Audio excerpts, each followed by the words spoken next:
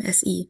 Ibu Wirda Andani, SSI MSI, merupakan dosen program studi statistika, jurusan matematika, Fakultas MIPA Universitas Tanjung Pura. Ibu Wirda memiliki riwayat pendidikan S1 Statistika di Universitas Pajajaran pada tahun 2012 hingga 2016. Kemudian, Ibu juga memiliki riwayat pendidikan S2 Statistika Terapan di Institut Pertanian Bogor pada tahun 2016 hingga 2019. Ibu juga aktif dalam sebagai pembicara pada sejumlah kegiatan dari tahun 2018 hingga tahun 2025, yang dimana teman-teman bisa lihat pada layar berikut ini. Kemudian, Ibu juga memiliki sejumlah pengalaman, yaitu yang pertama pada tahun 2017 hingga 2018, Ibu memiliki pengalaman magang pada Badan Kebijakan Fiskal dalam meramalkan kurs mata uang sebagai acuan RAPBN. Kemudian, Ibu juga pada tahun 2018, pada Juli 2018, Ibu juga memiliki pengalaman magang sebagai asisten trainer di IYKRA dan sejumlah pengalaman lainnya. Ibu juga memiliki pengalaman sebagai moderator di seminar nasional pada tahun 2023, yaitu dengan judul Meraih Financial Freedom pada Usia Muda di Era Society 5.0. Kemudian, Ibu juga memiliki sejumlah publikasi yang berkaitan dengan tentunya dengan statistika. Yang pertama itu ada Linear Model Analysis for Ordinal Response in Mixture Experiment pada tahun 2019. Kemudian ada perbandingan metode Key Nearest Neighbor, regresi logistik biner, dan pohon klasifikasi pada analisis kelayakan pemberian kredit pada tahun 2022. Kemudian ada Accreditation Classification of Junior High School in Indonesia using Key Nearest Neighbor, Logistic Regression Classification Tree pada tahun 2024. Kemudian yang terakhir ada publikasi mengenai peramalan nilai tukar rupiah terhadap dolar AS, penerapan ARIMA, VAR, dan Random Forest pada tahun 2025. Kemudian Ibu juga menerbitkan sebuah buku yaitu Statistika pada tahun 2024 yang dimana detailnya dapat dilihat di Google Scholar dan dapat dilihat pada link berikut ini. Kemudian Ibu juga memiliki sejumlah skill software yang Ibu kuasai. Yang pertama itu ada RStudio, yang kedua ada SPSS, kemudian ada Minitab, kemudian ada eViews, kemudian ada SAS, dan yang terakhir ada Mr. Office. Selain dari itu, Ibu Wirda juga terlibat sebagai pengurus Pojok Statistik Universitas Tanjung Pura, khususnya pada Divisi Pendidikan, Pelatihan, dan Layanan Jasa Analisis Olah Data yang berfokus pada pendampingan edukasi serta peningkatan kualitas literasi data bagi mahasiswa dan akademisi. Demikian yang dapat saya sampaikan mengenai profil singkat Ibu Wirda Andani, SSI MSI, selaku narasumber kita. Dengan pengalaman Ibu Wirda yang luas dalam bidang riset dan statistika, tentunya sangat relevan dan sejalan dengan tema kegiatan Beda Data Akurat pada pagi hari ini. Baik, tanpa berlama-lama lagi, akan disampaikan materi Beda Data Akurat, audit kualitas untuk data tepat oleh Ibu Wirda Andani, SSI MSI. Recording in progress. Pada Ibu, kami persilakan. Oke, terima kasih Lucy. Baik, Ibu. Halo, sebelumnya halo, Assalamualaikum warahmatullahi wabarakatuh. Waalaikumsalam warahmatullahi wabarakatuh, Ibu. Selamat pagi menjelang siang ya para peserta, dan ada Bu Neva juga. Halo Ibu.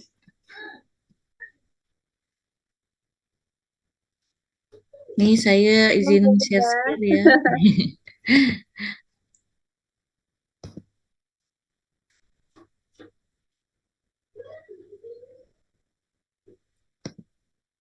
Terlihat kan ya?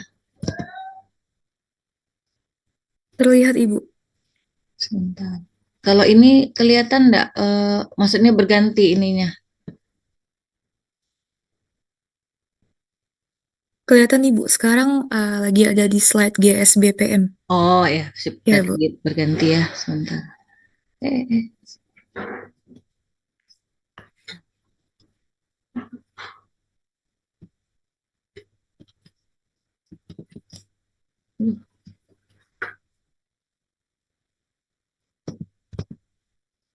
Bentar ya, sorry.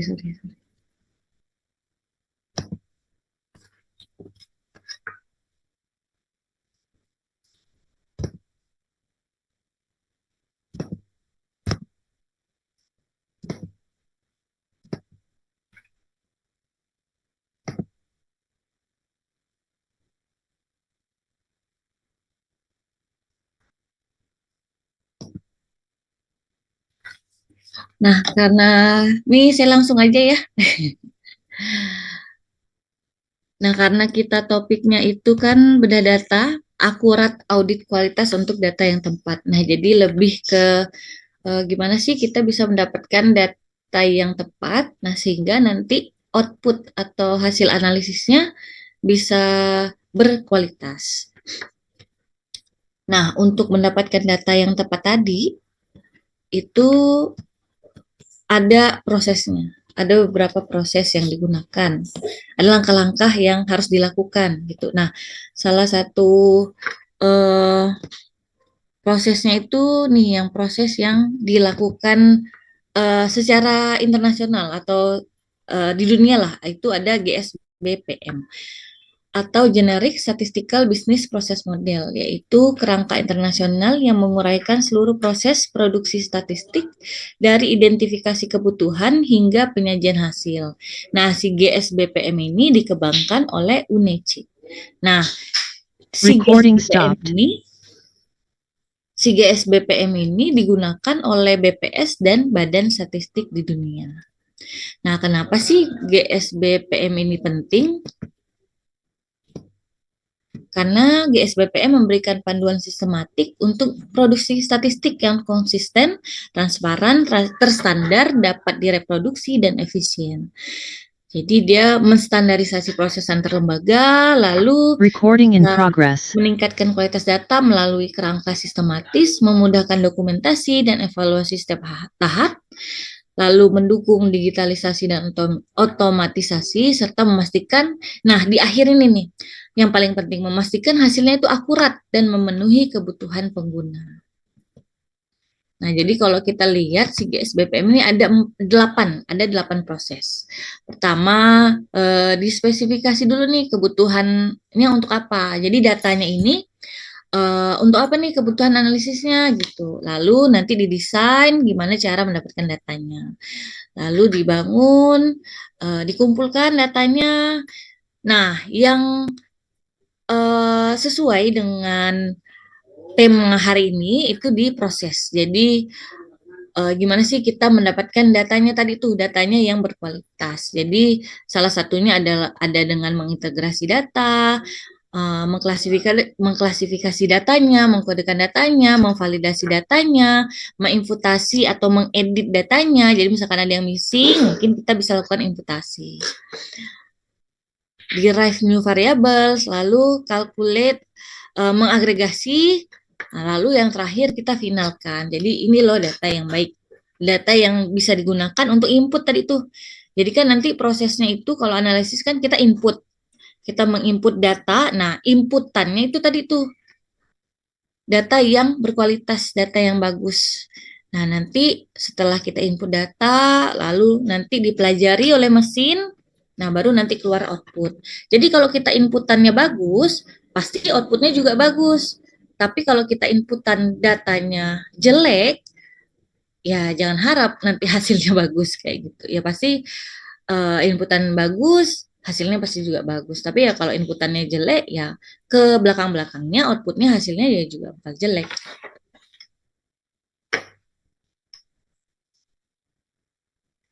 Nah, tadi itu ya kan di fase 5 yang bagian eh, pengolahan data nih maksudnya bukan mengolah menganalisis ya, tapi lebih ke cara mendapatkan datanya supaya datanya udah berkualitas nih, datanya bagus, datanya udah layak nih untuk diinput atau untuk dianalisis kayak gitu. Nah, salah satunya itu tadi tuh ya ada pembersihan data, penanganan data hilang, integrasi dan transformasi, serta kita validasi dan finalisasi. Nah, setelah selesai tahapan yang kelima dari GSBPM, nah output dari fase ini adalah dataset yang siap dianalisis. Berarti datanya udah berkualitas nih, atau clean dataset. Nah, selain GSBPM, kalau di data mining, teman-teman itu juga mempelajari namanya KDD. Ya sebenarnya hampir sama juga sih. Jadi kalau KDD itu Knowledge Discovery in Database Process. Nah, ini adalah salah satu metode yang bisa digunakan dalam melakukan data mining. Nah, Fayed et al. Itu mendefinisikan KDD sebagai proses dari menggunakan metode data mining untuk mencari informasi-informasi yang berharga. Pola yang ada di dalam data yang melibatkan algoritma untuk mengidentifikasi pola pada data. Nah, lalu Dunham meringkas proses KDD dari berbagai step, yaitu pertama seleksi data, pre-processing data, transformasi data, lalu data mining. Nah, baru di sini nih pengolahannya tuh. Nah, lalu setelah diolah sehingga dapat patterns. Nah, di sini nih dapat patterns, dapat pola. Nah, sehingga setelah dianalisis baru kita bisa lakukan interpretasi atau evaluasi. Nah, dari interpretasi dan evaluasi kita mendapatkan knowledge tuh, mendapatkan informasi atau pengetahuan.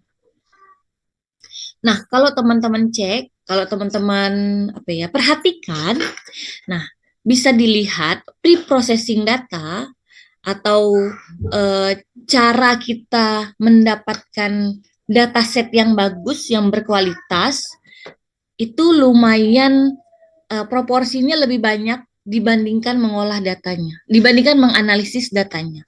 Nih, lihat, kalau dari KDD,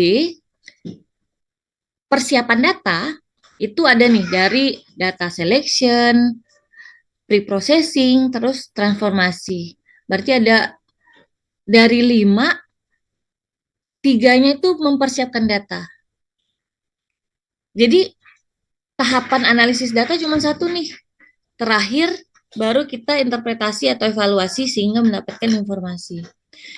Jadi kalau teman-teman perhatikan, berarti sebenarnya tahapan persiapan data tuh paling lama di antara tahapan yang lain.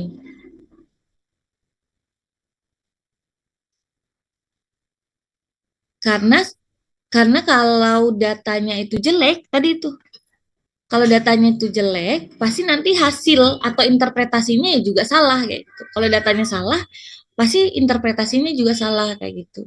Nah, tapi kalau persiapan datanya udah bagus, sudah benar, datanya udah layak, pasti interpretasi atau evaluasi atau knowledge yang didapatkan juga pasti udah benar kayak gitu.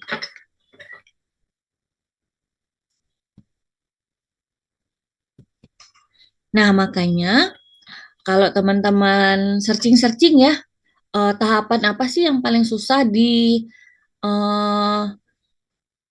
data analis atau data scientist kayak gitu. Itu pasti banyak yang bilang di persiapan datanya. Karena tadi tuh nih, ini ada survei tahun 2020 dari anaconda.com. Jadi anaconda.com ini mensurvei pada tahun 2020, mensurvei 2.400 orang dari lebih 100 negara. Jadi orang-orang yang ada di 100 negara. Jadi di survei tersebut bertanya nih, kira-kira sebagian besar waktu yang dihabiskan itu sebagian besar di bagian apa sih, di tahapan apa sih? Nah nih, coba teman-teman lihat nih, di data loading tuh 19%, data cleansing 26%, data visualisasi 21%. Jadi dalam mempersiapkan data, berarti ada totalnya 45% nih. 45% dari 100. Berarti besar ya, proporsi untuk mempersiapkan data tuh lebih besar daripada menganalisis data. Nah, ini tahun 2020. Nah, nih data preparation and cleansing takes valuable time away from real data science work. Nah, ini di tahun 2020.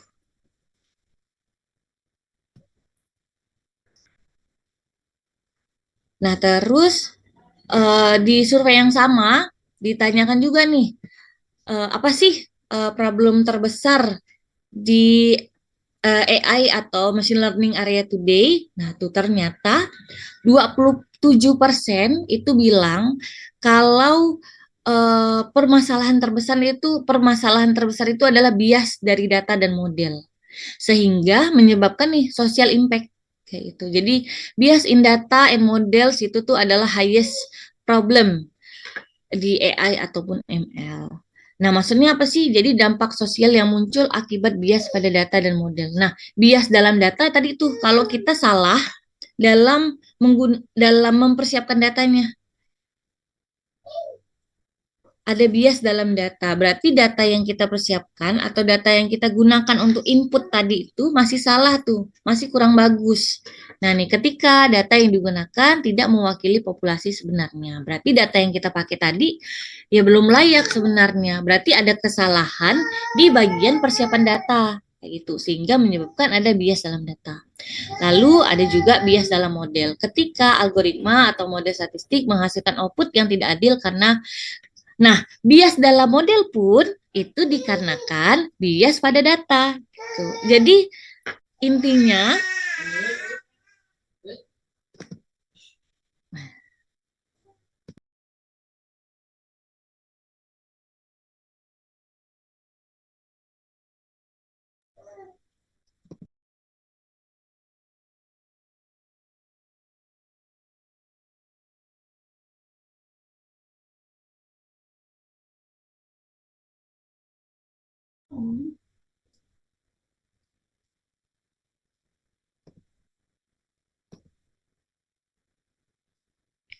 nah artinya tadi benar-benar persiapan data tuh penting sekali ya karena kalau udah datanya salah atau bias dalam datanya, ya ujung-ujungnya bias dalam model, ujung-ujungnya lagi kesimpulannya jadi salah. Nah, sehingga bisa memunculkan dampak sosial.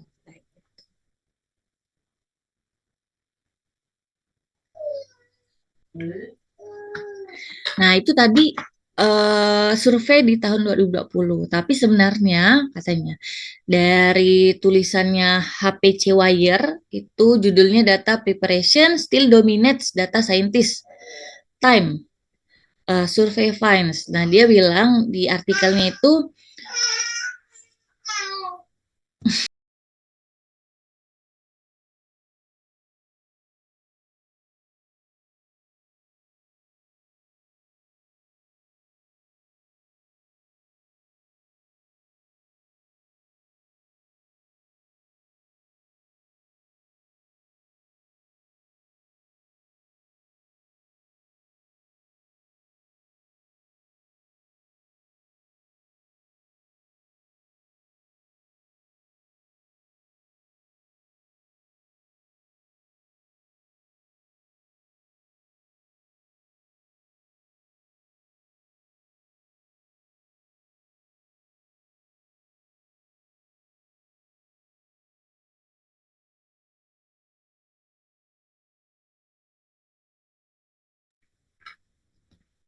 nah, jadi kalau di tulisan tersebut, nah tuh kalau tadi di tahun 2020 kan 45% nih persiapan data mendominasi langkah-langkah eh, langkah-langkah proses analisis data lah. Nah, tapi di tahun sebelum 2020 ternyata banyak survei juga yang bilang kalau sebenarnya persiapan data itu mendominasi 70 sampai 80%. Kayak gitu. Nah, nih berdasarkan artikel ini tahun 2023 nih. Judulnya Data Preparation, a Technological Perspective and Review. Nah, di artikel tersebut itu menyatakan bahwa data preparation, nah nih, indeed, survey shows that data scientists may spend up to 80%. Jadi data scientist mungkin menghabiskan waktu hampir 80% dari waktunya itu untuk melakukan persiapan data, yaitu time on process of extracting, collecting, cleaning data,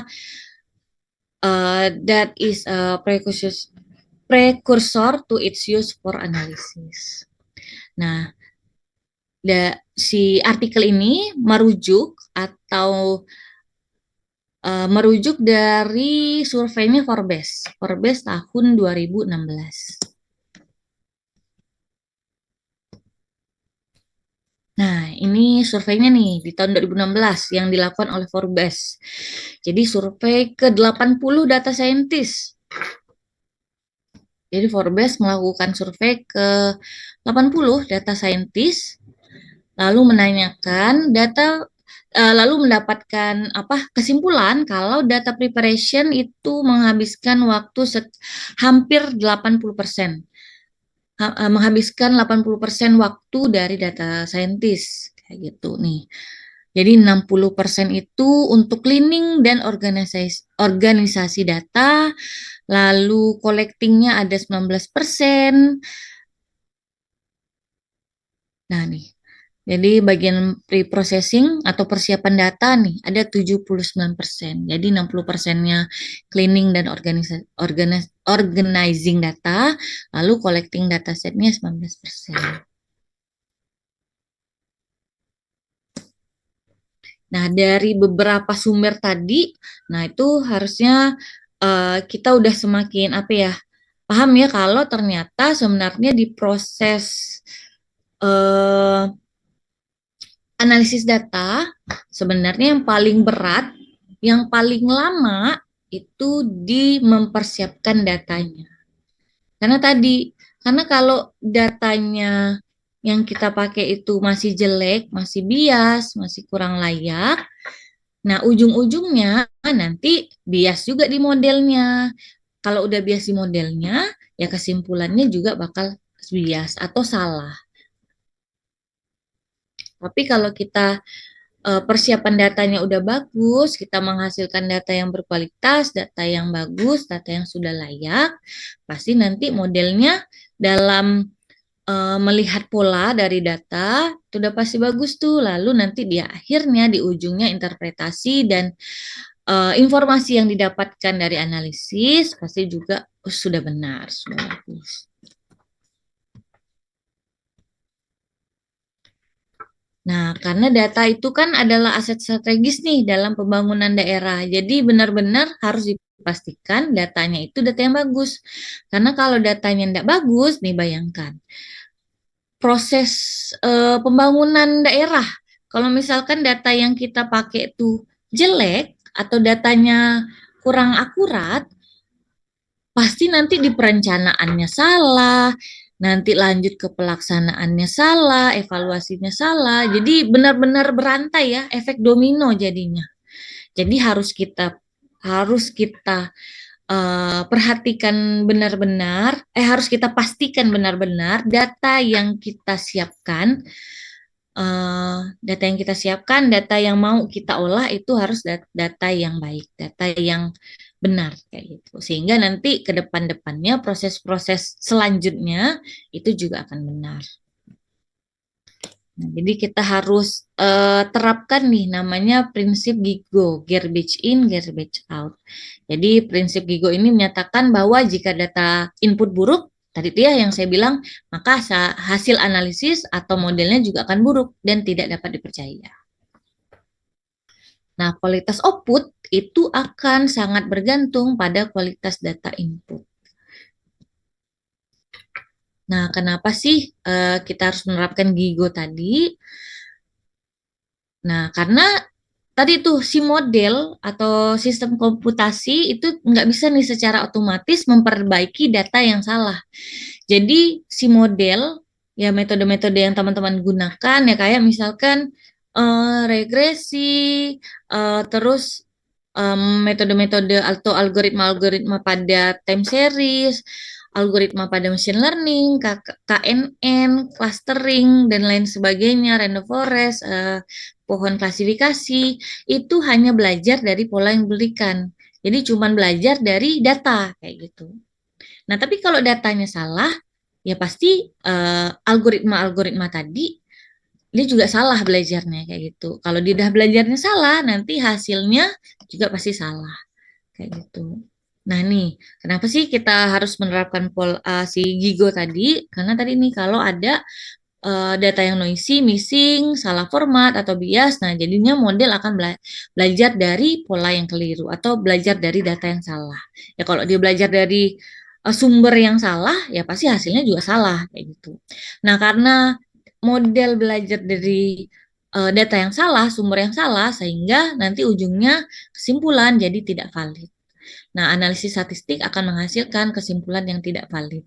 Jadi mau algoritma secanggih apapun, ya kalau dia belajar dari sumber yang salah, ya kesimpulannya juga jadinya tidak valid kayak gitu. Sehingga nanti kalau kesimpulannya salah, kita jadinya tidak bisa tuh menggunakan evidence by data atau keputusan berbasis data jadi gagal jika didasarkan pada sumber atau data atau input yang buruk, yang salah.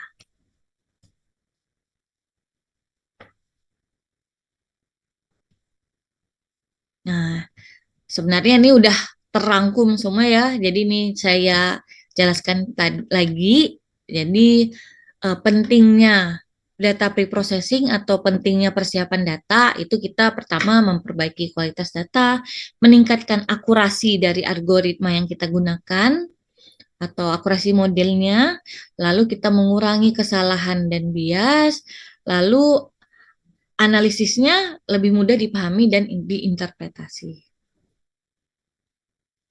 Nah, ini beberapa referensi yang teman-teman bisa baca lagi, bisa explore lagi terkait persiapan data. Nah, ini di 5 tahun terakhir nih, ada yang dari 2025 dan 2023.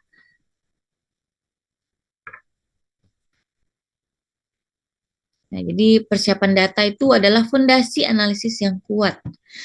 Atau bisa dibilang persiapan data ini, karena tadi itu ya, dia kan menghabiskan waktu, kalau yang tadi surveinya Forbes, sampai hampir 80% tuh. 80% waktu data scientist itu ya digunakan untuk persiapan data aja kayak gitu. Atau tadi survei yang lebih terbaru tahun 2020 itu katanya 45%. 45% waktu yang digunakan data scientist itu hanyalah untuk preprocessing data. Jadi bisa kita bilang preprocessing data atau persiapan data ini adalah langkah yang krusial dalam setiap proyek analisis data. Nah, karena persiapan data itu memastikan data kita itu siap untuk pemodelan dan menghasilkan wawasan atau kesimpulan yang akurat. Nah, aspek utama dalam persiapan data itu kita bisa validasi datanya untuk memastikan konsistensi dan kebenaran dari data. Lalu kita bisa cleansing data atau pembersihan data. Nah, kita lihat nih, ada nggak sih data yang nggak konsisten, yang nggak valid, kayak gitu ya. Kalau ada, kita perbaiki, kayak gitu. Atau misalkan ada data yang hilang atau yang dinamakan missing data, berarti salah satu solusi tercepat nih ya bisa kita buang atau bisa kita lakukan imputasi. Lalu selain itu kita bisa juga mendeteksi outlier atau data-data yang berbeda dari data lainnya kayak gitu atau data ekstrim kayak gitu outlier tuh. Jadi kita mengidentifikasi dan menangani si nilai ekstrim tersebut. Lalu tadi tuh ya ada missing value. Nah, kenapa sih kita harus melakukan validasi data? Jadi validasi data itu adalah proses penting untuk memastikan data Anda konsisten, lengkap, masuk akal, dan sesuai dengan format. Nah, memvalidasi formatnya, memastikan tipe data sudah benar. Kadang ada juga nih, misalkan datanya datanya tanggal gitu. Harusnya kan kalau data tanggal itu kan skalanya nominal ya, karena kita cuman bisa membedakan tanggal ini ya untuk tanggal 28 misalkan eh, tanggal 28 bulan November tahun 2025 kayak gitu ya. Cuman untuk membedakan tanggal A dan tanggal B dan sampai tanggal seterusnya kayak gitu. Jadi kan dia skala datanya nominal. Nah, kadang kalau kita masukkan ke software, kadang bisa juga tuh dia membaca si data tanggal ini jadi numerik. Nah, kalau dibaca numerik, nanti jadi salah tuh. Nanti jadi salah. Terus kalau kita pakai gunakan untuk analisis, nanti kesimpulannya jadi salah tuh. Karena tadi tuh, karena si tanggal dibaca menjadi data numerik. Padahal kan dia data kategori. Gitu. Nah, jadi harus kita pastikan dulu nih, tipe data kita udah benar enggak? Udah betul nggak sih numerik kayak gitu. Udah betul belum datanya ini terbaca kategori kayak gitu. Jangan-jangan data kategorik malah dibaca numerik atau sebaliknya, data numerik malah dibaca kategorik. Itu bisa jadi loh ya. Jadi teman-teman harus pastikan dulu kayak gitu. Karena saya pernah eh, data numerik malah kebaca jadi karakter kayak gitu. Jadi harus dipastikan lagi tipe datanya udah benar belum gitu. Terus perhatikan juga skala pengukuran datanya udah benar atau belum kayak gitu. Karena skala data yang nominal, nah jangan sampai kebaca ordinal kayak gitu. Yang ordinal juga jangan sampai kebaca nominal. Karena kalau salah mendefinisikan skala pengukuran datanya, ya nanti ujung-ujungnya di kesimpulan juga jadinya salah. Nah, selain itu kita juga bisa lakukan validasi dari range-nya. Nah, kita pastikan data pada rentang nilai yang wajar. Kayak misalkan umur, ada yang nulis 500-an umurnya, kan itu udah enggak wajar ya, kayak gitu. Lalu kita bisa validasi konsistensi, memeriksa hubungan logis antar variabel. Lalu yang terakhir ada validasi duplikat. Jadi kita lihat nih ada data yang terduplikasi enggak, kayak gitu. Jadi kita mengidentifikasi dan mengatasi entry data yang ganda. Jadi kalau ada yang duplikat datanya berarti ya harus kita hapus salah satu. Nah, ini data cleansing. Kita mengkoreksi. Jadi data cleansing ini adalah langkah korektif untuk memperbaiki data yang tidak valid atau tidak konsisten. Kayak tadi itu ya, misalkan kita ada data yang duplikat, ya kita hapus salah satu. Gitu. Lalu kita lakukan standarisasi. Standarisasinya apa aja sih? Nah, standarisasinya bisa format tanggal, kayak gitu. Misalkan ada yang format tanggalnya bulan dulu, baru tanggal, bertahun, kayak gitu. Atau ada juga data yang dia malah formatnya tanggal dulu, bulan, baru tahun. Nah, itu harus kita konsistenkan tuh format tanggalnya yang kayak gimana, kayak gitu. Lalu kita bisa juga lakukan standarisasi satuan atau skala datanya. Karena ada beberapa algoritma yang sangat sensitif terhadap satuan dari terhadap perbedaan skala dan satuan dari data kayak gitu. Nah, jadi kita harus standarisasi juga nih. Jadi misalkan kayak algoritma yang berbasis perhitungan jarak seperti clustering, clustering hierarki, non hierarki, itu kan basisnya melakukan perhitungan jarak tuh. Nah, perhitungan jarak itu sangat sensitif terhadap beda satuan ataupun beda skala dari data, sehingga harus kita lakukan standarisasi data. Nah, standarisasi data yang bisa kita gunakan itu bisa menggunakan standarisasi data Z-score atau min-max scaling. Lalu kita juga bisa lakukan normalisasi penamaan, memperbaiki kesalahan input, menghapus atau memperbaiki data noise, dan menangani missing value dan outlier. Nah, ini contohnya. Misalkan harusnya kalau di umur, misalkan kita punya kolom atau variabel umur. Semuanya tuh pada numerik, misalkan 25, 24, 23, 22, tapi ada beberapa data atau ada satu data misalkan dia isinya 23 tahun. Nah, kalau 23 tahun kayak gini datanya itu pasti kebacanya karakter. Nah, jadi mungkin bisa kita hapus tahunnya gitu sehingga dia jadinya numerik lagi gitu, bukan jadi karakter. Nah, terus kita harus perbaiki yang tidak konsisten nih. Misalkan di jenis kelamin ada yang nulis laki-laki, pria, L kayak gitu atau LK misalkan. Nah, kita harus standarisasi formatnya kayak gitu. Misalkan kita mau pakai L aja kayak gitu. Ya udah berarti kalau yang untuk laki-laki, pria dan segala macam berarti yang kita isi L kayak gitu. Karena kalau enggak kita standarisasi formatnya, itu akan meningkatkan kategori dari data. Jadi yang seharusnya gender itu ya cuma ada 2 kategori, laki-laki dan perempuan, tapi karena perbedaan format tadi, jadi banyak tuh kategori di gender. Padahal kan cuma ada 2 kategorinya gitu.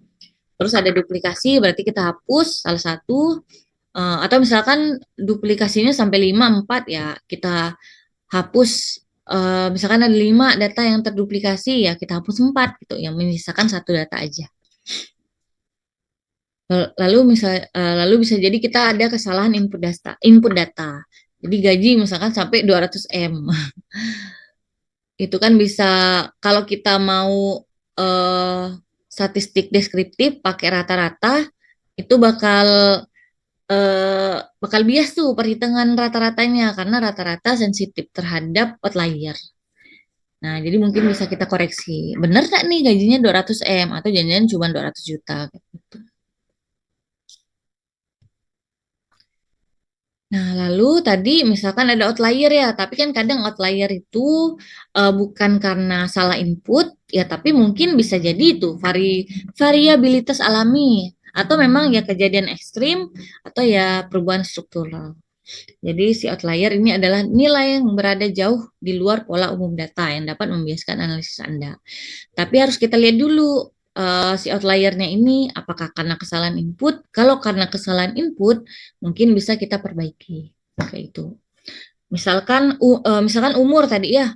Umur ada yang negatif kan yang tidak mungkin kayak gitu. Atau harga barang ada yang negatif. Nah, ini berarti outliernya bukan bukan karena kejadian ekstrim atau variabilitas alami, ya tapi karena kesalahan input. Nah, jadi mungkin bisa kita perbaiki itu kayak gitu.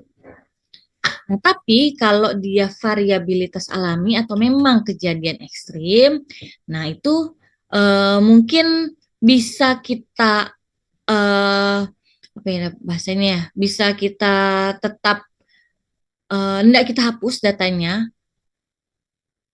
Jadi tetap kita pertahankan ya. Tapi nanti coba dilihat lagi gimana hasil analisisnya kayak gitu. Karena sebenarnya outlier itu ada beberapa dampaknya. Pertama, kayak rata-rata dan standar deviasi itu sangat sensitif tuh terhadap outlier. Sehingga kalau kita melakukan ukuran pemusatan data menggunakan rata-rata, kalau ada outlier yang sangat ekstrim, nah perhitungan rata-ratanya jadi ketarik ke arah outlier. Sehingga nanti eh, nilai rata-rata yang mau kita gunakan untuk mewakili seluruh data jadinya kurang tepat kayak itu. Makanya kadang ada juga yang bilang kalau datanya tidak normal atau karena ada outlier, kalau ada outlier itu kan biasanya bikin datanya tidak normal tuh. Karena datanya tidak normal, jadi sebaiknya untuk eh, untuk ukuran pemusatan data yang mewakili data ya jadi jangan pakai rata-rata tapi pakai median karena median lebih robust tuh terhadap outlier kayak gitu. Juga standar deviasi ini kan ukuran penyebaran. Dia sangat sensitif terhadap outlier. Jadi kalau kita mau menginterpretasi sebaran dari data menggunakan standar deviasi, sedangkan datanya itu ada outlier yang ekstrim atau datanya tidak normal, jadi kurang benar kita menginterpretasi sebaran itu menggunakan standar deviasi. Nah, tadi itu ya karena ada outlier, korelasinya jadi salah, atau metode machine learning jadi kurang stabil, sehingga prediksinya tidak akurat. Nah, tadi nih, salah satu deteksi untuk outlier, teman-teman bisa pakai Z-score. Jadi dilihat nilai Z-score-nya kalau dia lebih dari 3, nah kemungkinan itu adalah outlier. Atau teman-teman pakai IQR. IQR ini jarak antar kuartil. Nah, jadi kalau si datanya itu kurang dari Q1 dikurang 1,5 dikali IQR, itu bisa dikatakan outlier. Atau misalkan datanya lebih dari Q3 ditambah 1,5 dikali IQR, itu bisa dikatakan outlier. Atau yang paling gampang, teman-teman bisa pakai box plot untuk mendeteksi outlier tadi. Jadi kalau di box plot kan kelihatan tuh kalau dia ada titik bintang biasanya, bintang yang di luar box plotnya itu, nah itu bisa dikatakan outlier. Nah, tadi nih ya, outlier nih kan eh, ada beberapa jenisnya. Kalau misalkan jenisnya itu karena kesalahan input, nah bisa teman-teman penanganannya itu ya berarti misalkan diganti kayak gitu. Dibenerin lah kayak gitu. Dibenerin si outliernya tadi atau eh, misalkan kita nggak tahu itu kesalahan input atau bukan, nah salah satu solusi yang paling cepat itu kita bisa langsung remove aja, langsung kita hapus. Jika lalu kalau misalkan tadi itu ya eh, outlier, walaupun dia outlier, tapi dia itu memang kejadian ekstrim gitu atau variabilitas yang alami. Jadi kalau kita hapus, kita malah membuang informasi kayak gitu. Malah membuang satu informasi yang penting. Nah, jadi sangat sayang, sangat disayangkan kalau kita buang. Jadi kita pengen masih tetap pertahankan nih, tapi kalau kita pertahankan hasil analisisnya jadi tidak akurat kayak gitu. Misalkan kita mau buat model peramalan kayak gitu. Kalau ada yang outlier, pasti model peramalannya kurang akurat tuh kayak gitu. Tapi itu informasi yang penting kayak gitu. Jadi gimana ya caranya ya? Nah, teman-teman bisa lakukan winsorizing atau mengubah data outlier tadi menjadi batas wajar. Maksudnya gini, winsorizing itu dia pakai persentil. Jadi nanti kadang ada nih namanya winsorizing 5%. Winsorizing 5% ini maksudnya kita menggunakan data persentil 5% dan 95%. Jadi untuk data-data yang di luar persentil 5%, berarti kita ganti tuh data-datanya dengan data yang di persentil 5%. Terus kalau ada data-data yang di luar persentil 95%, nah itu kita ganti menjadi data di persentil 95% gitu. Jadi kita mentransformasi datanya. Nah, selain winsorizing, transformasi lain itu bisa menggunakan logaritma natural ya, maksudnya terus ada akar kuadrat sehingga mengurangi dampak dari si outlier tadi. Nah, ini salah satu contohnya nih. Ini baru banget kemarin itu saya ngajar di pengantar model linier. Nah, jadi kita gunakan dataset di RStudio, itu di package-nya ggplot2, itu ada namanya data diamonds. Nah, itu data-datanya tuh ada tentang harga berlian, potongan berlian, terus ada berapa karat sih dari berliannya, kayak gitu, dan sebagainya. Nah, ini ada salah satunya nih, contoh. Jadi yang di kiri, ini histogram dari harga berlian yang asli. Jadi belum ditransformasi, belum diapa-apakan. Nah, ini kita buat histogramnya. Kita buat histogram dari data aslinya. Nah, kelihatan kan bentuk sebarannya itu menjulur ke kanan atau ini namanya squeeness right kayak gitu. Jadi positif squeeness. Jadi ternyata kalau bisa dilihat ada outlier nih di harga diamond, di data harga diamond. Jadi sebagian besar harga berlian itu ya sampai $5.000 lah kayak gitu. Atau nih $1.000 kayak gitu. 1.000, 2.000 ya sampai $5.000 kayak gitu. Cuman ada outlier yang di atas $15.000 nih. Nah, sehingga dia datanya menceng kayak gitu. Nah, tapi setelah kita lakukan transformasi data menggunakan logaritma natural, nah bisa dilihat sebaran datanya udah nggak menceng lagi, tapi jadi lebih simetris kayak gitu, mendekati distribusi normal. Nah, ini kalau teman-teman lihat, jadi ada dua modus nih, atau bimodal namanya. Nah, ini salah satu contoh penanganan outlier tadi ya dengan menggunakan logaritma natural. Dari yang datanya tuh tadi sebarannya sangat menceng, nah dengan menggunakan logaritma natural dia jadi terlihat lebih simetrik atau mendekati distribusi normal.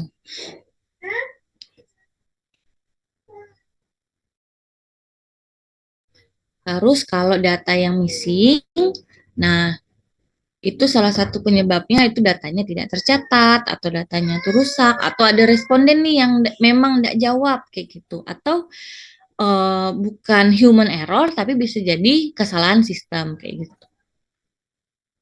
Nah, apa sih dampak dari missing value? Itu jadinya itu berdampak ke estimasi atau hasilnya. Jadi bias estimasi, akurasi dari algoritma machine learning menurun sehingga hasil statistiknya jadi tidak valid.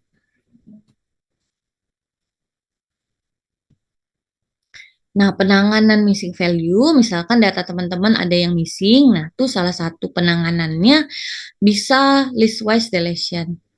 Jadi kalau misalkan memang datanya tuh nggak terlalu banyak yang missing, ya udah salah satu solusi yang cepat ya teman-teman bisa langsung hapus aja. Hapus satu baris berarti. Misalkan ada di satu responden dia ada yang missing tuh kayak gitu. Ya udah langsung aja satu responden tadi dihapus kayak gitu. Kalau memang eh, dari data keseluruhan data yang missing value itu nggak banyak kayak gitu.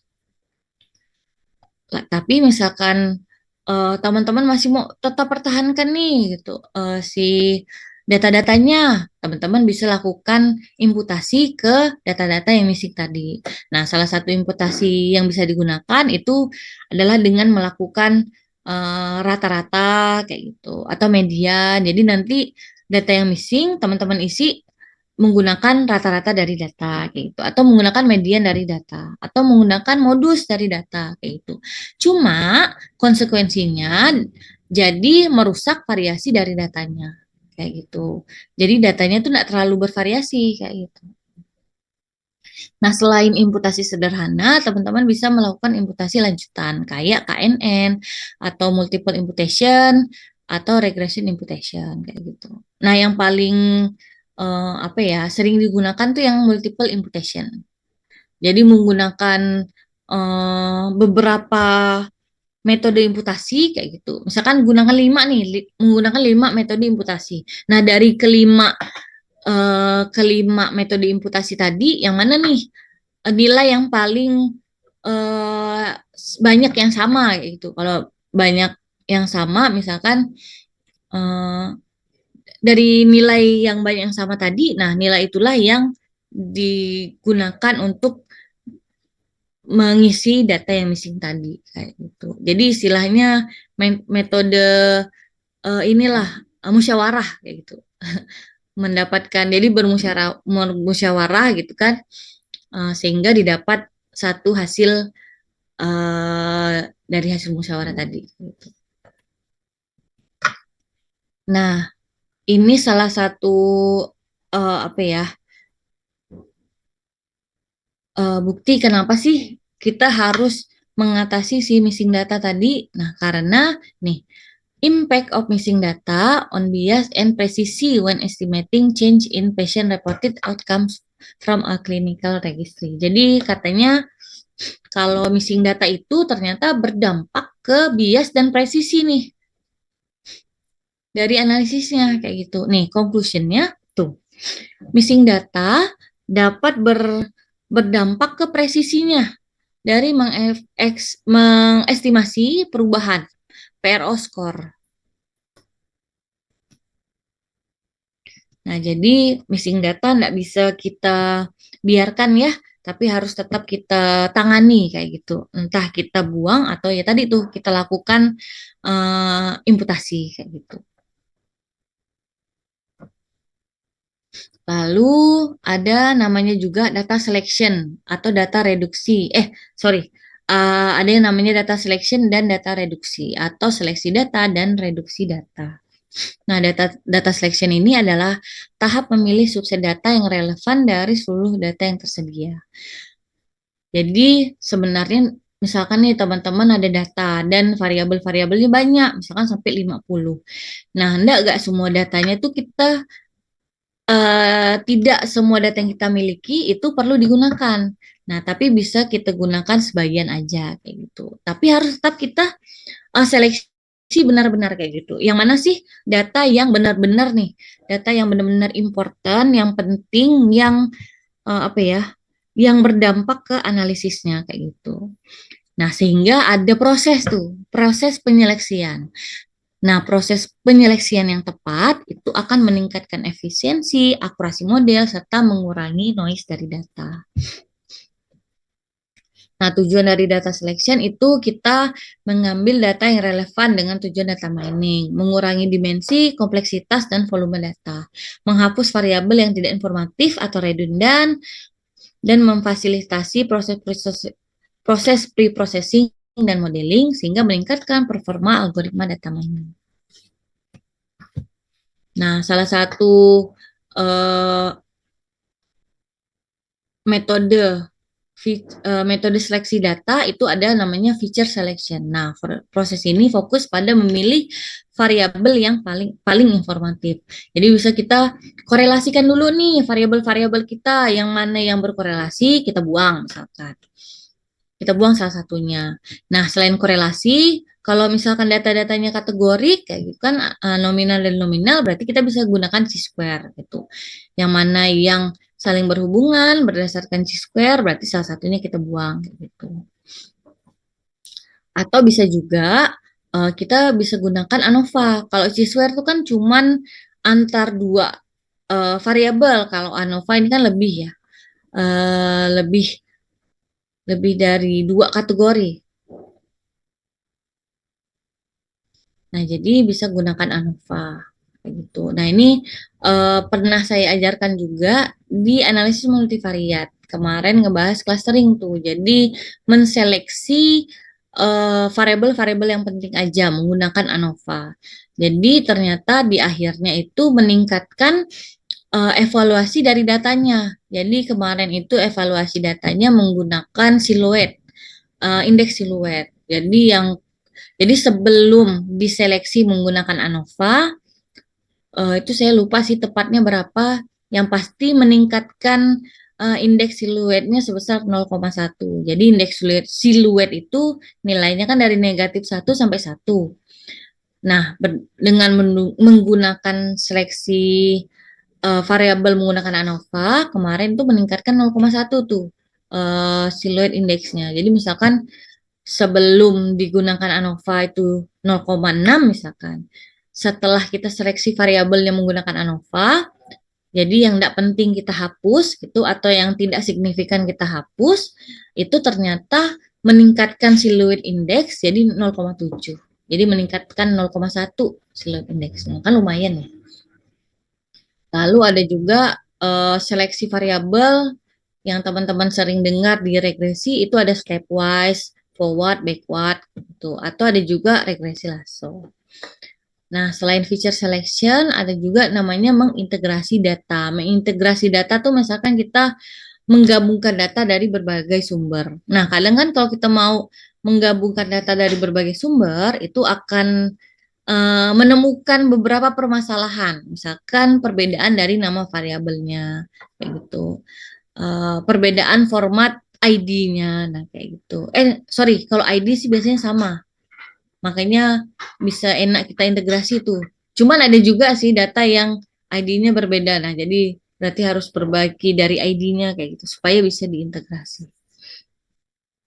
Terus ada juga perbedaan satuan atau skalanya kayak gitu. Jadi ya harus kita perbaiki lagi. Nah, itu salah satu permasalahan kalau kita mau mengintegrasi data.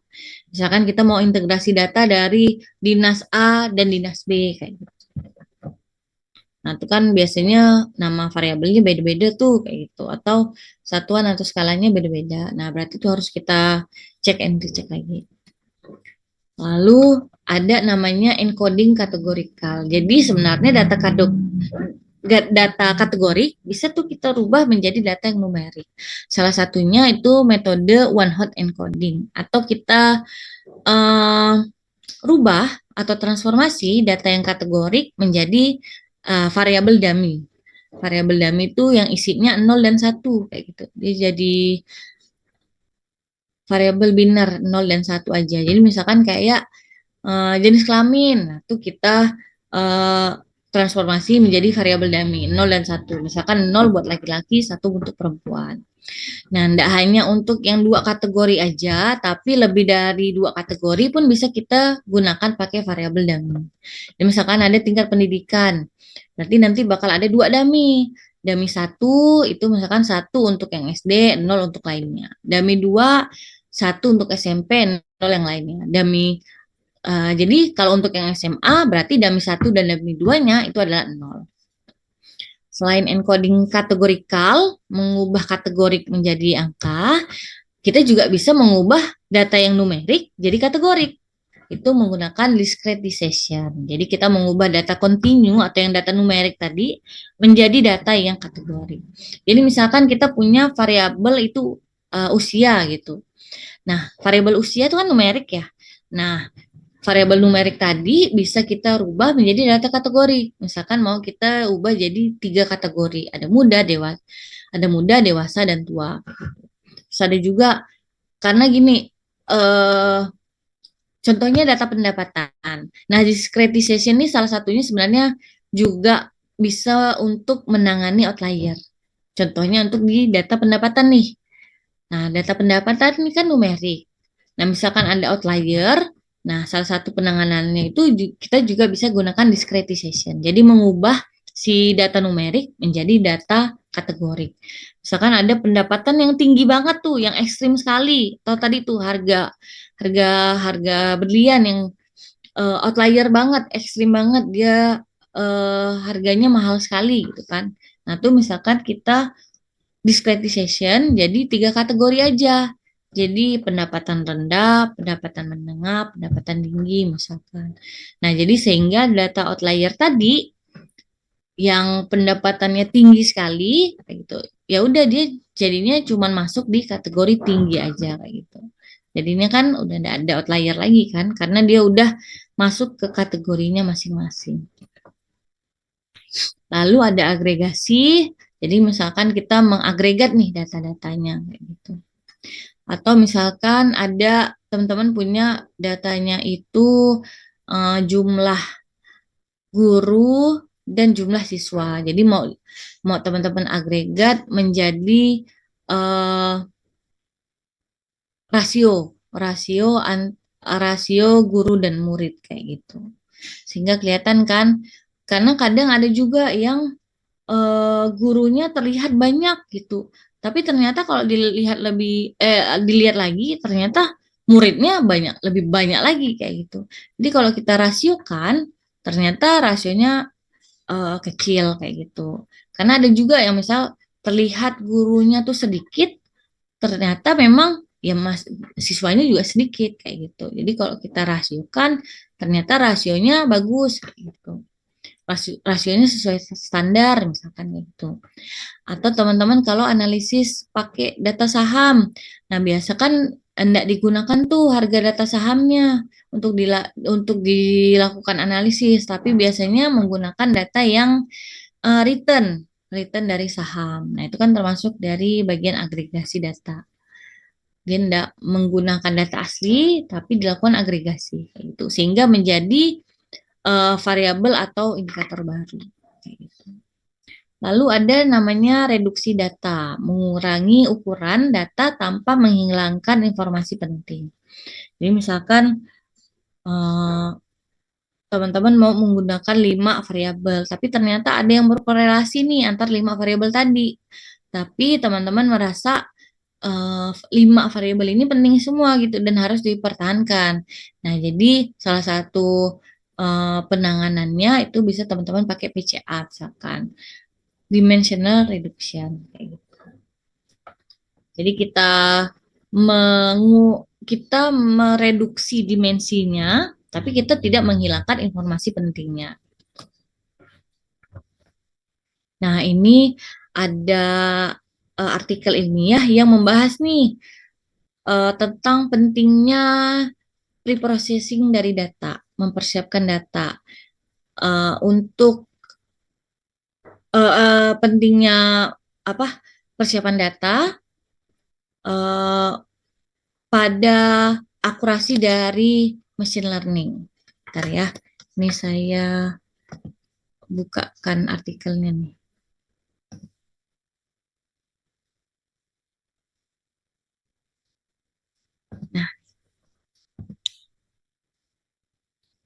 Nah, ini ada beberapa tahapan. Jadi banyak nih tahapan preprocessing yang digunakan. Jadi dia itu mengkombinasi, ini banyak banget ya. Dia mengkombinasi beberapa metode preprocessing data. Nah, ini untuk yang tidak dilakukan preprocessing. Dengan membandingkan juga algoritma-algoritma di machine learning. Nih dia ada menggunakan autokorelasi, ada menggunakan standarisasi, ada menggunakan PCA. Selain itu dikombinasikan juga nih, ada yang autokorelasi dengan standarisasi, Tuh, standarisasi dengan PCA, ada yang autokorelasi, standarisasi, dan MSC. Nah, tuh banyak ya.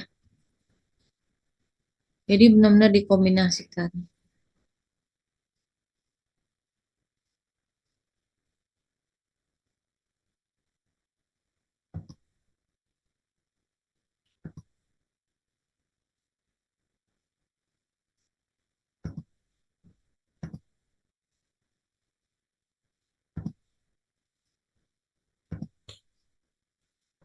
Nah, terus ada juga nih, eh ini jurnal internasional judulnya Impact persiapan data pada algoritma machine learning, pada performa dari machine learning. Nah, nih teman-teman lihat, misalkan dia pakai regresi logistik, baseline ini yang enggak di apa-apakan datanya. Jadi enggak dilakukan preparation, tidak dilakukan data preprocessing. Jadi data baseline-nya. Nah, jadi misalkan kalau dia lakukan cleaning, tuh akurasinya ternyata tetap dengan baseline. Tapi kalau dia tambah transformasi, dia ternyata jadi naik tuh. Terus kalau dia lakukan feature selection, jadi naik lagi. Terus kalau dia lakukan DIC ini, data imbalance cleaning. Nah, ternyata jadi naik lagi akurasinya. Jadi dari yang baseline-nya itu 82,4 jadi meningkat 83,7. Terus misalkan kayak random forest. Nah, baseline-nya 82,4. Dengan menggunakan feature selection jadi naik nih 84% kayak gitu. Dengan menggunakan DIC jadi 84%. Terus ada LSTM yang baseline-nya itu cuma 81%, dengan menggunakan preprocessing data tuh jadi naik ya 82 sampai 84%. KNN baseline-nya cuma 78, dengan menggunakan data preprocessing atau persiapan data ternyata jadi meningkat 79 sampai 83% akurasinya gitu.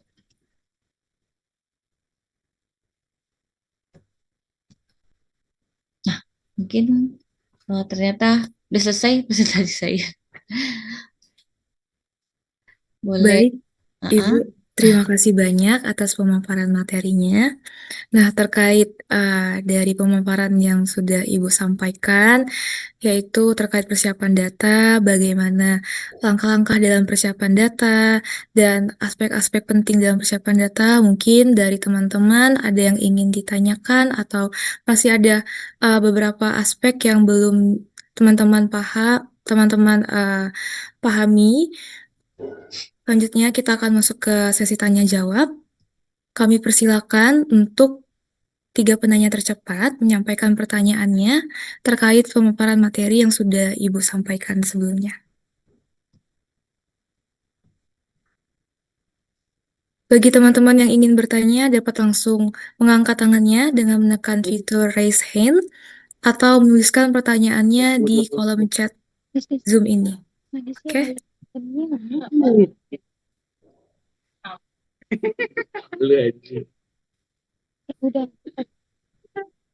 Uh, Oke, Nur Hasana mungkin boleh langsung disampaikan pertanyaannya.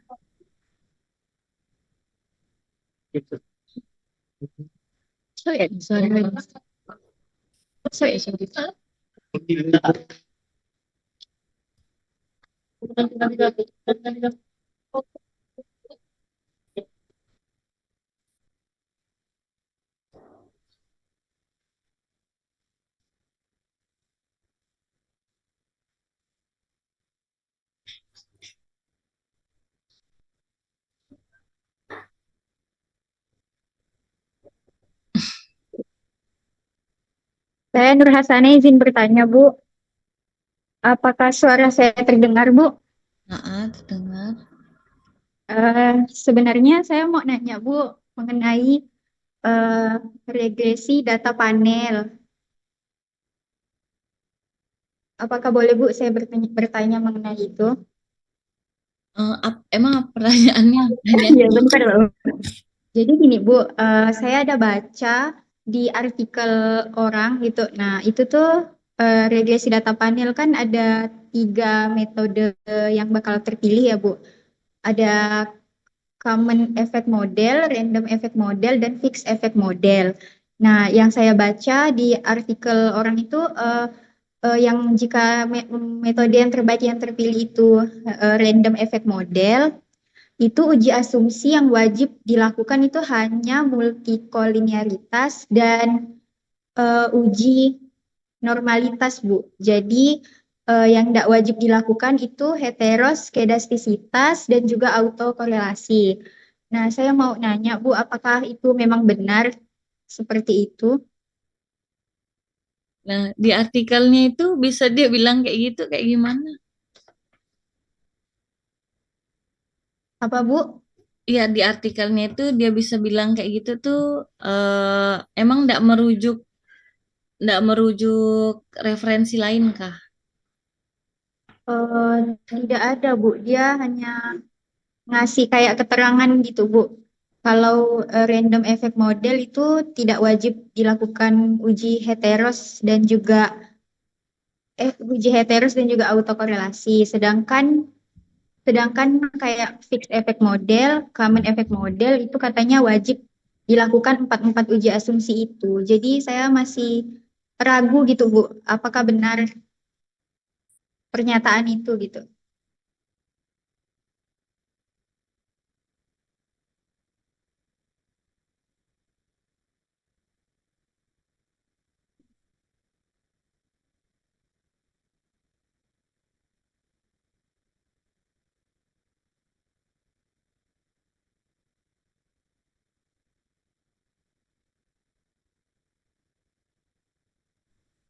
Ya, kalau kalau udah di jurnal sih ya harusnya ya sebenarnya emang ada beberapa artikel yang bilang kayak gitu sih. Memang nggak perlu uji normalitas sama multikol kan ya?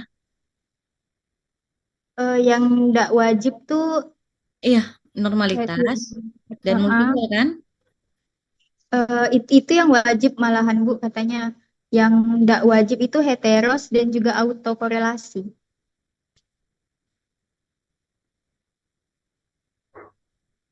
Padahal kalau Padahal kalau apa random, nah kayak ini berarti kamu harus mencari referensi lain kali ya. Karena kalau yang random itu setahu saya eh, metode pendugaan parameternya pun bukan pakai OLS lagi kayak gitu. Jadi Hmm. dia kalau nggak salah metode pendugaannya nggak normal pun masih nggak apa-apa. Oh, begitu, Bu.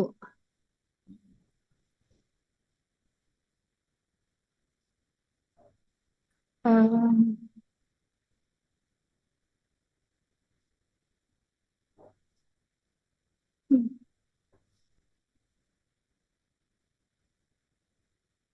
Enaknya sih ya bacanya dari memang buku regresi data panel kalau mau lebih dapat informasi yang akurat.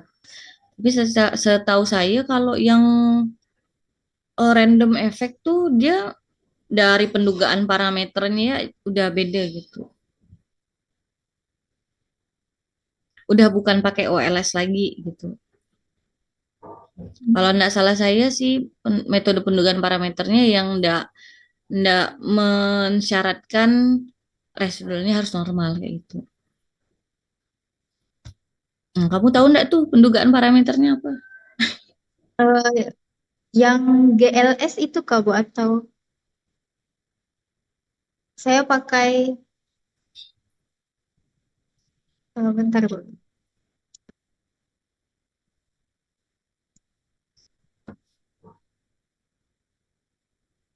Oh, ini buat artikelnya kah? Iya, Ibu. Hmm.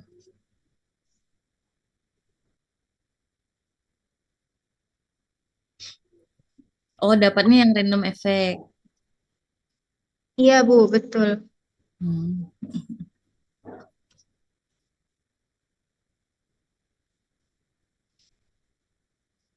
enaknya sih kalau saran saya mending benar-benar cari referensi yang buku sih kayak gitu.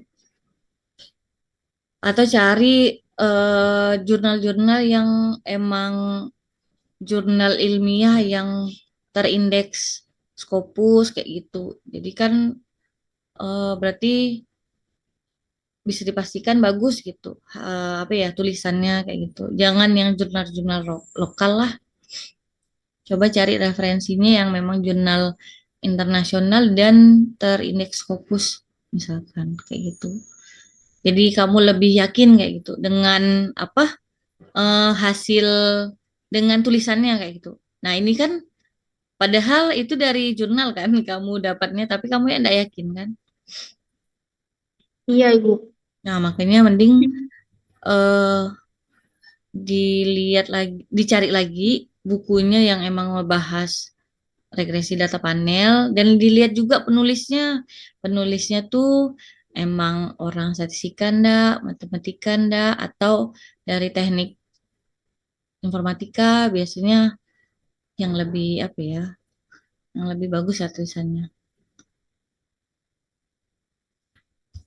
Atau Oh, atau emang yang mempelajari ekonometrika kayak gitu. Ekonomi biasanya juga bagus-bagus tulisannya. Karena regresi data panel tuh kebanyakan yang pakai orang ekonomi sih. Jadi orang-orang yang mempelajari ekonometrika, nah itu biasa bagus-bagus tuh tulisannya tentang regresi data panel. Kalau dari saya, baik, Bu. setahu saya karena pendugaan parameternya udah bukan OLS sih. Nah, jadi biasanya asumsi normalitas. Yang saya apa ya, baru saya yakin sih normalitas. Tapi kalau multicol, hmm, tapi tidak ada salahnya sih, maksudnya dilihat dari awal kalau ada nggak sih data yang variabel yang berkorelasi kayak gitu. Nggak apa-apa dicek ya dulu dari awal. Oh, gini Bu, saya tuh udah coba dari uji normalitas sampai uji normalitas dia normal, terus uji multicol juga dia tidak terindikasi. Kemudian uji heteros juga ternyata lulus gitu uji asumsinya. Nah, yang autokorelasinya nih Bu, dia katanya terindikasi autokorelasi. Hmm. Nah, apakah autokorelasi ini bisa diatasi, Bu?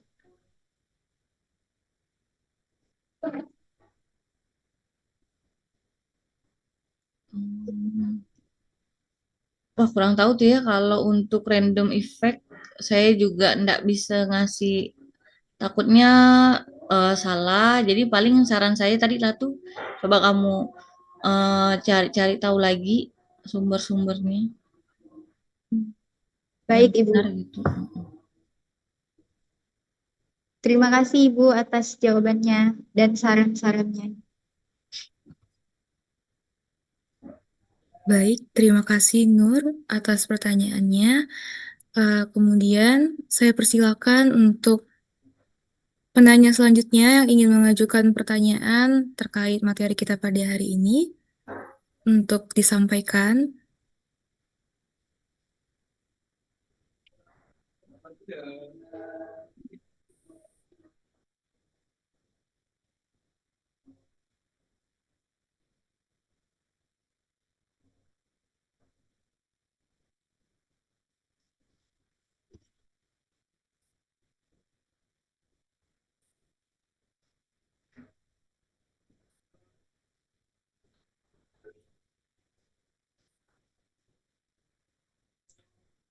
Oh iya, bukannya kalau apa agen kan ada pembimbingnya kan? Nah, Nur memangnya enggak nanya pembimbingnya.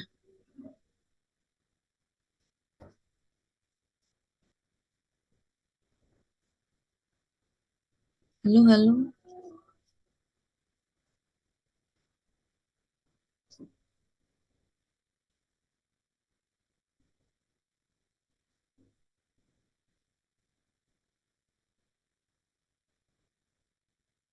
Halo Nur Hasanah.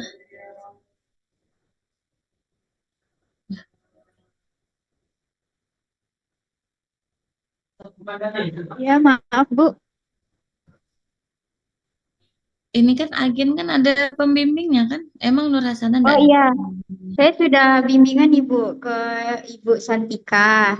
Nah, sebenarnya informasi random effect model itu tidak wajib dilakukan autokorelasi dan juga heteros itu saya dapat informasinya dari Ibu Santika. Cuman Ya Ibu udah, heeh.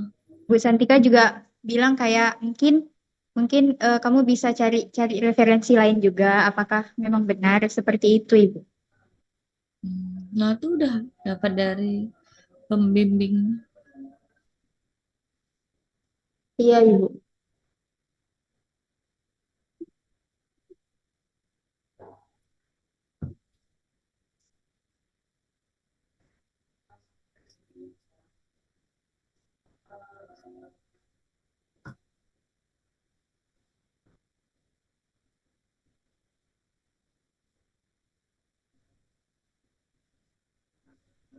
Izin Ibu karena eh, lagi azan, saya izin untuk mungkin break sebentar sambil menyelesaikan azan, sambil menunggu teman-teman mempersiapkan pertanyaannya, Bu.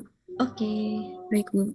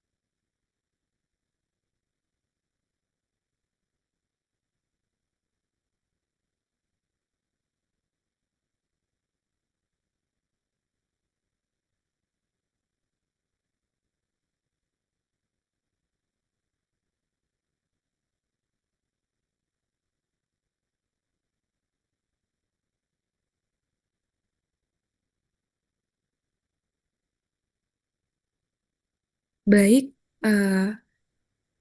karena sudah selesai azannya, saya persilakan untuk Andika Dapo menyampaikan pertanyaannya.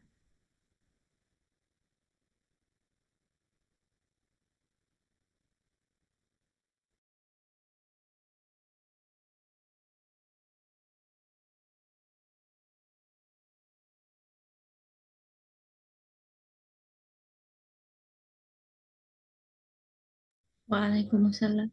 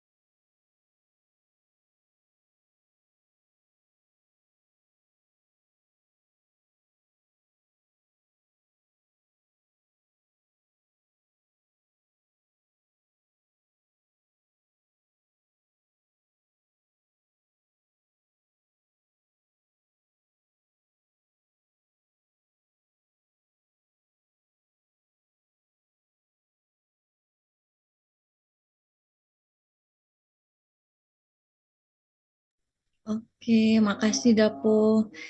Kalau metode AI sih saya enggak pernah ya, belum pernah cari tahu dan belum pernah karena enggak tahu, karena belum belum ada cari tahu, jadinya enggak tahu kan.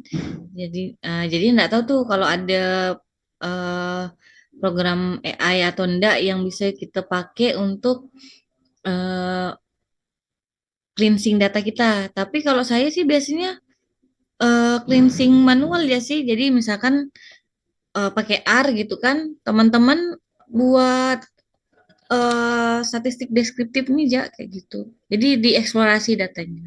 Nah, makanya tuh kalau di statistika itu kan ada tuh semester satu pelajarannya tentang eh, analisis data eksplorasi kan. Nah, itu sebenarnya ya tujuannya untuk kita tahu kira-kira ada yang salah enggak dari data kita kayak gitu. Jadi dari proses mengeksplorasi data itu kan biasanya teman-teman lakukan statistik deskriptif tuh kayak gitu. Nah, misalkan teman-teman pakai lihat minimum, maksimum, Q1, Q3, min, median, standarisasi data, standar deviasi. Nah, sebenarnya dari statistik deskriptif kelihatan tuh ada outlier atau enggak, ada data yang aneh atau enggak. Misalkan tadi ya ada kesalahan di data umur misalkan. Ada yang nulis negatif atau ada yang sampai ratusan. Nah, itu kan bakal kelihatan tuh di nilai min atau max-nya kayak gitu. Atau misalkan pakai box plot. Nah, itu biasanya akan kelihatan. Terus kalau yang data kategori, kalau data missing itu juga kelihatan tuh kalau di R dari summary statistiknya atau misalkan teman-teman langsung dia pakai NaOMID kah? Kalau di Excel juga ada tuh kalau nggak salah formulanya buat ngecek ada data missing atau enggak. Di R juga ada tuh sintaks untuk mengecek ada data missing atau enggak gitu.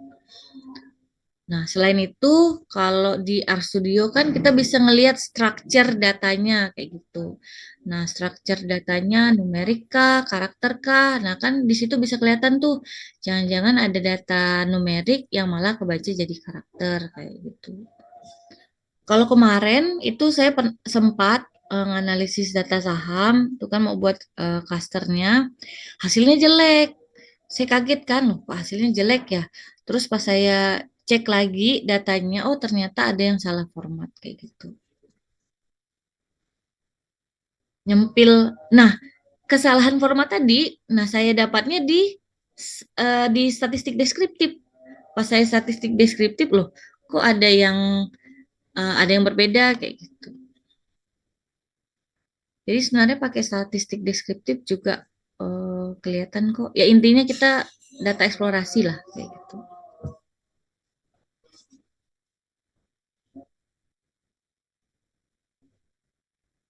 Memang. Iya, betul. Karena kalau menyaring data, mau filter, ya mempersiapkan datanya lah. Karena kalau udah masuk ke tahapan analisis, apalagi teman-teman pakai software kan, kalau SPSS tinggal klik-klik ya. Kalau pakai R tinggal tulis sintaksnya. Tinggal running, langsung keluar kan hasilnya kan? Nah, tapi kalau beda dengan persiapan data. Nah, persiapan data tuh teman-teman harus benar-benar ngecek kayak gitu. Datanya udah bagus atau enggak kayak gitu. Benar-benar dicek kan kayak gitu istilahnya. Makanya banyak ngehabisin waktu di persiapan data dibandingkan analisis kayak gitu.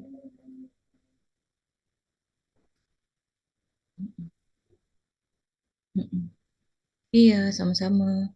Dan apa ya? Biasanya juga kalau saya tuh misalkan udah dianalisis nih dan ternyata lihat akurasinya atau kebaikan modelnya kayaknya masih kurang gitu. Misalkan akurasinya baru 80%-an kayak gitu.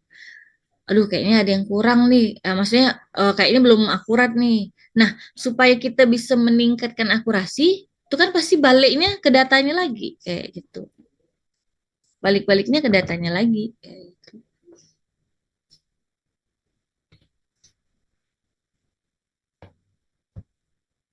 Baik, Ibu, terima kasih atas jawabannya dan terima kasih juga kepada Dika atas pertanyaannya. Mungkin cukup sekian untuk sesi tanya jawab kita pada siang hari ini karena jam sudah mau menunjukkan pukul 12. Selanjutnya kita akan masuki sesi dokumentasi. Kepada para peserta yang hadir, saya persilakan untuk mengaktifkan kameranya. Recording stopped. Karena kita akan melakukan sesi dokumentasi. Oke, sebentar.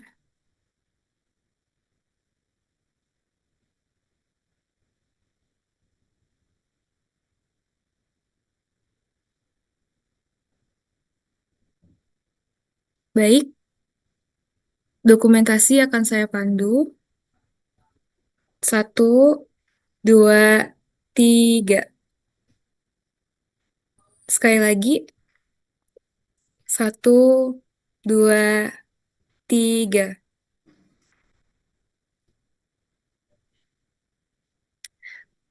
Baik, terima kasih Ibu Wirda atas penjelasan dan juga terima kasih kepada teman-teman yang sudah hadir dan aktif berpartisipasi dengan mengajukan pertanyaan sehingga sesi diskusi kita pada pagi hari ini, siang hari ini dapat berlangsung dengan baik. Nah, akhirnya tibalah kita di penghujung acara. Saya sebagai moderator, mohon maaf apabila terdapat kekurangan dalam memandu jalannya kegiatan. Semoga apa yang Ibu Wirda sampaikan hari ini dapat memberikan manfaat dan juga menambah wawasan kita semua. Dengan demikian, kegiatan kita pada hari ini secara resmi saya tutup. Terima kasih dan dipersilakan untuk kembali melanjutkan aktivitas masing-masing. Saya Luciana Mentela Putri, pamit undur diri. Wassalamualaikum warahmatullahi wabarakatuh. Selamat siang dan sampai jumpa di kegiatan pojok statistik Untan berikutnya. Waalaikumsalam. Terima kasih Bu Wirda ya. Terima kasih Iya, adik-adik Ibu. statistik. Terima kasih Ibu. Ya. Terima kasih, Ibu.